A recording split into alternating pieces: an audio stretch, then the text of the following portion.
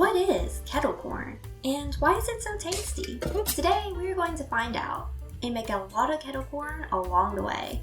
For starters, kettle corn is sugared popcorn. That is the heart of the issue. Case closed. Except, how does it get that specific taste? The salty, sweet, addictive taste that led me to eating half the bag before I even left the corn maze during my recent trip.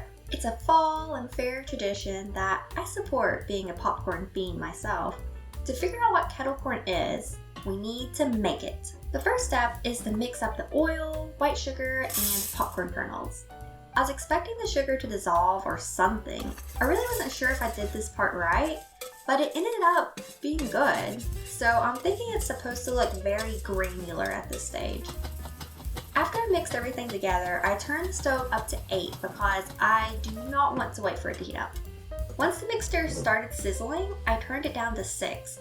Does anyone else do that? If so, comment below and go ahead and click the subscribe button to join the High Heat Club. The corn came out wonderfully.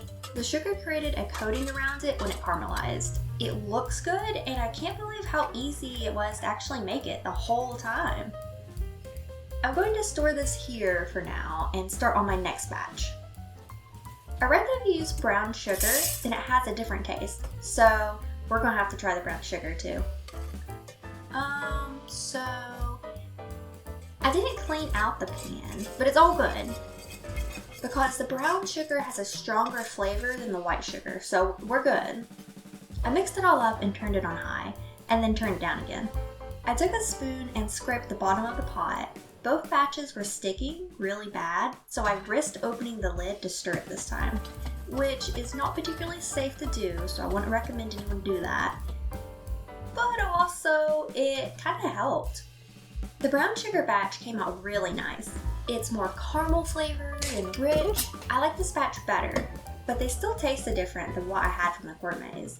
It was at this moment that I realized that I didn't even add salt to any of these. That's why it didn't taste the same. Popcorn needs salt.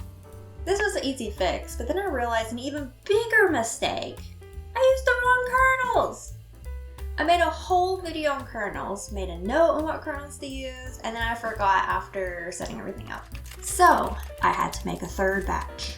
Again, I didn't clean the pot, it's fine. This one is a hybrid of white and brown sugar, which I would argue is going to be the winning combination here. Okay, this one is the best batch. It has the right balance between the caramelized outside and the fluffy popcorn that the others just don't have. It also has a stronger caramel flavor balanced by the white sugar.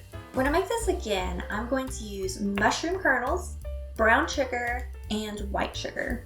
I'm wishing you all a happy fall, whether you're going to festivals, carving pumpkins, or making a lot of kettle corn to share with all your friends and family, or hoarding it all for yourself. No judgment here. Thanks for watching. Bye.